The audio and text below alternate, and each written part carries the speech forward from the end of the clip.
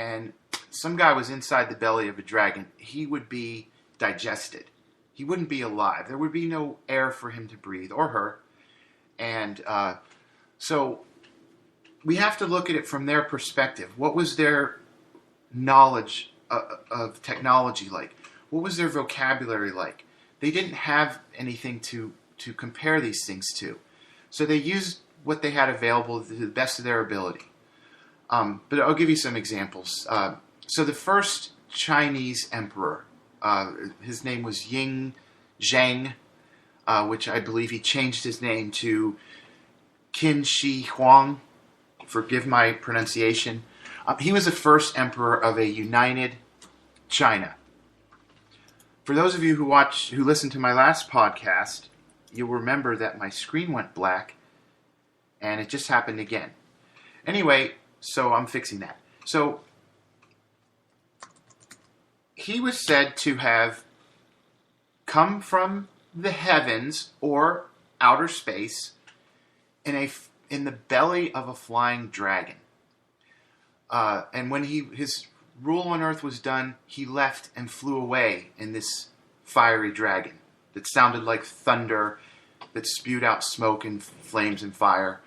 And that's Chinese mythology. Quetzalcoatl was a very important Mayan god. He was described as a white or shining man that looked nothing like the Mesoamerican people who worshipped him. He was said to have descended to earth in the belly of a flying snake. In the Bible, God and certain angels were said to fly around in chariots, roaring like thunder, spewing out fire and smoke. Native Americans had a god that they called the Thunderbird, with similarities to these other gods with the roaring thunder and the fire and the smoke. And the Egyptians had the same stories of rulers that came from the heavens or outer space, flying around in flaming chariots. And there's so many pictures and different things. There are hieroglyphs that depict images of what look like helicopters and jet planes and spaceships. And they drew these. They or chiseled these. Did they do it from their imagination, or did they do it from something that they saw? These were highly advanced and highly intelligent civilizations, just as smart as we are today, but they didn't have the vocabulary that we have today. The words and concepts didn't even exist. So, again, they used the words that they did know. And again, they referred to these visitors as gods, which meant that they came from the heavens. And I submit to you that these were real-life beings in real-life flying ships, spaceships, and the quote-unquote gods inside were extraterrestrials. So that's my thought on misunderstood technology. There's a lot more to talk about, and I certainly look forward to feedback from people. Other things that I'll be talking about, there's a very interesting story about a gentleman named Ben Rich. He's a former CEO of Lockheed, and he admitted that on his deathbed, a lot of these people do this on their deathbed, that UFOs are real and heavily influenced their work at Lockheed. I believe Lockheed Martin, maybe it was called Lockheed back then, but I know it as Lockheed Martin today. And there's a paper supposedly written by him that said that there are advances in our possession right now that are like 400 years ahead of our current time, and that he said it would take an act of God to get these released, to get this released to the general public, because it's all tied up in black ops. And if that sounds like a conspiracy theory, black ops are real. There are projects being worked on right now that are so much more advanced than anything we have today, the stealth bomber, the stealth fighter. There's so much more stuff that's so much more advanced, and it is released over time as the military sees fit. But I'm going to talk about Ben Rich. It's a very interesting story from a very credible person. And so I'll go into that at another time. I wanted to, again, because this is a brand new podcast, and I understand that a lot of people have not listened to the first one yet, I just wanted to go back over some of the numbers that make me have such a strong belief. So I talked about the Wright brothers flying the first plane in 1903 and Neil Armstrong walking on the moon in 1969. So it took 66 years to go from the invention of the airplane in Kitty Hawk, North Carolina, to walking on the moon. So what will we be able to do in another 66 years, in 666 years, so on and so forth? What about in 660,000 years? And the reason I bring these numbers up is because it's not just the number of stars and the number of galaxies and number of planets and the number of planets in the habitable zone and the number of planets that are Earth-like, the number of planets that have liquid water. It's time. So there could be millions of of alien civilizations that have come and gone millions of years ago. There may have been super advanced civilizations around 100 million years ago, and they lasted for 1 million years, and then they died out. And so they're gone for 99 million years. But so time is an important factor, and if you know what the Drake equation is, time is a very important factor in the Drake equation, just as important as the statistics. So when we talk about like the pyramids, and they've been around 5,000 years, and they're kind of eroded a little bit, but we also upkeep them. Humans upkeep the pyramids and perform maintenance on them. But after 5,000 years, they're kind of worn. The Giza Plateau is kind of worn from wind erosion, sand erosion.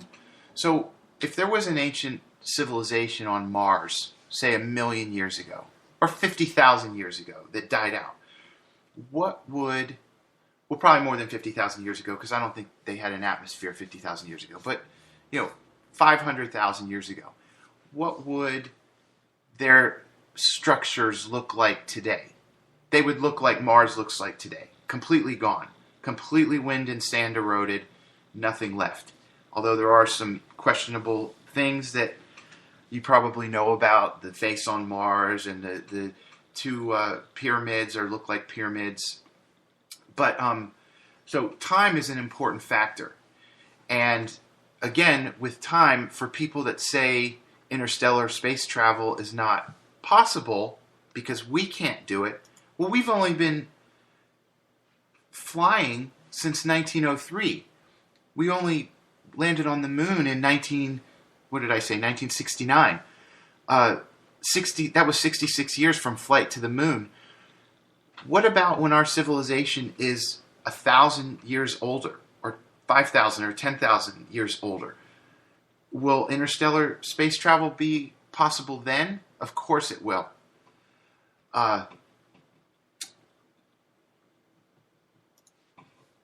But anyway, so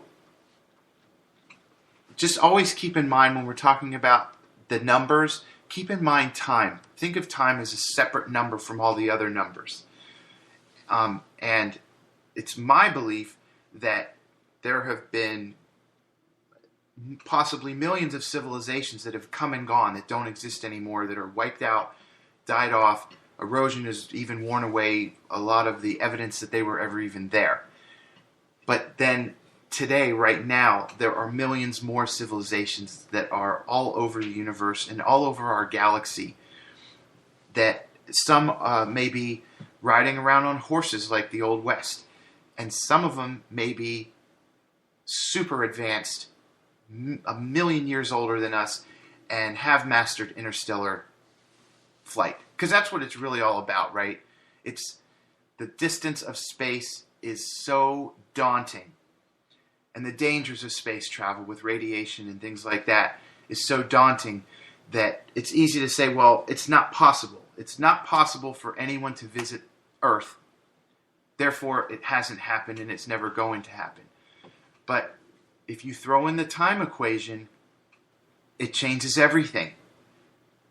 People a million years ago, or extraterrestrials a million years ago, could very easily have mastered all kinds of things that we haven't even dreamed of, that we haven't even thought of in a sci-fi movie.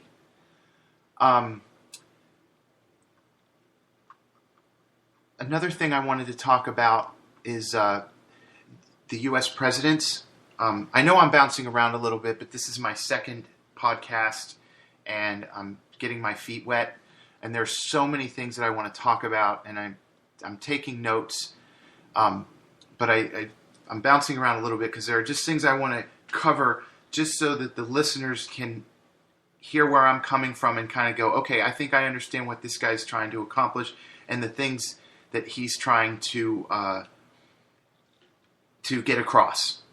So one of the topics I'll be talking about going forward are things like world leaders and U.S. presidents. And some of you have probably heard about when Dwight D. Eisenhower disappeared back in February of 1954. He was on vacation in Palm Springs. On one evening, while he was there on vacation, he disappeared. And this was national news. This was all over the news that the president has disappeared. The White House had to call an emergency press conference to address the disappearance. Now, the rumors are that while he was there, he was whisked away to Edwards Air Force Base to meet with aliens and or view alien bodies. Now, the official White House story was that he had knocked a cap off a tooth while eating fried chicken and had to be rushed to a local dentist. So if that were the case, why all the mystery and why the secret disappearance? Anyway, the story continues that he ended up having a total of 3 secret meetings with the extraterrestrials. This is just one of so many examples of government denial, government cover-up. And again, just like with Roswell, when they said some Army officer comes out and says, takes a press release. He actually drove to town with a press release. He was a lieutenant, and he delivered it to the 2 newspapers in town and the 2 radio stations in town. This press release that said, we've recovered a flying saucer. I believe he called it a flying disc. And then what happened? The government comes out and says, no. It wasn't a flying saucer. It was a weather balloon. And there are so many people that either just want to believe their government or don't want to believe in extraterrestrials that they just say, okay, and then they roll their eyes and smirk when we talk about it because they're like, you guys are crazy. Didn't you hear the government said it didn't happen? But anyway, so that's one presidential story. There's another one, and this is a very famous story of Richard Nixon and Jackie Gleason going to, again, Richard Nixon disappeared one night. I'll tell the story. Richard Nixon and Jackie Gleason, they were good friends, golfing buddies. They played golf together all the time. And Jackie Gleason was always very interested in UFOs and extraterrestrial life. And one night when President Nixon was vacationing in Florida, he went to Jackie Gleason's house and picked him up in a car and drove him to Homestead Air Force Base, where he showed him the bodies of several dead aliens. Jackie Gleason stuck to this story until his death, that this happened. And there was an interview with his widow, Jackie Gleason's widow, Beverly. And she said, I'm gonna read the quote. She said, Jackie had been out very late one night, and I did not know who he was with. He told me where he was that same evening. He said he had been in South Florida with President Nixon to see some dead aliens there, and I believed him. he was very convincing.